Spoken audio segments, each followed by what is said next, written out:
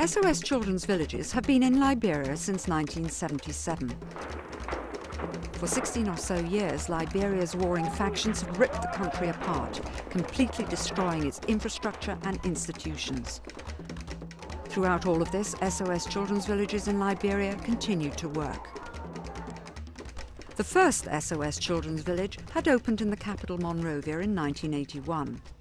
But it was soon evident that another children's village was needed due to the growing number of orphans and abandoned children. The second SOS Children's Village was established upcountry in Jua town. Its planned opening, which coincided with one of the fiercest phases of the conflict, was postponed until 2000. Shortly afterwards, the staff was forced to evacuate the children for their safety. They fled to the SOS Children's Village in Monrovia, where everyone squeezed up to accommodate them. The new arrivals were then joined for about 8 weeks by more than 7,000 Monrovian refugees who'd fled the fighting. It was only in September 2003, when a ceasefire finally came into force, that the last of these refugees returned to their homes. These refugees had no money to pay for drugs, they have no money to pay for other services, health services. So there was a need for SOS to do something, to help these people, take care of themselves health-wise until they are able to pay for these services. And this is when we established the emergency clinic. Not only has it repaired and rebuilt its own facilities, but the new emergency clinic in Monrovia will continue to expand. And SOS Liberia plans to eventually build a hospital on this site. Every day we have new patients coming here, and some days I sit down and say that supposing this clinic was not open, you can just imagine. Especially for the children, the majority of them would have become so malnourished that they may not recover, and the anemia would have killed them. You know, malaria would have killed them. So I'm just grateful to God.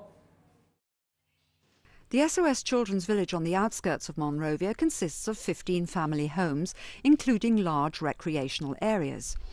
It has a kindergarten, a youth facility, sports ground, Herman Gmeiner International School, and national administration and conference facilities. Regular workshops are provided for the SOS mothers and aunties on subjects like fire safety and prevention. Seminars offer coping skills to help the mothers deal more effectively with their sometimes stressful work.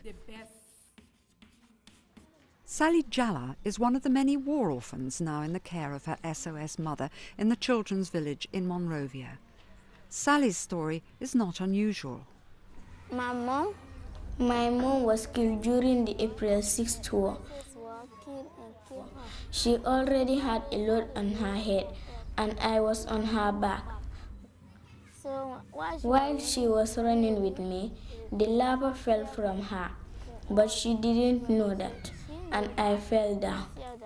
She kept on running, but the place that she went to was being attacked. That's how they killed her. I was left on the road, and I was crying. A nice woman came and picked me up and found a better place for me to go. Sally is just one of thousands of children who have been orphaned by 16 years of civil war in Liberia.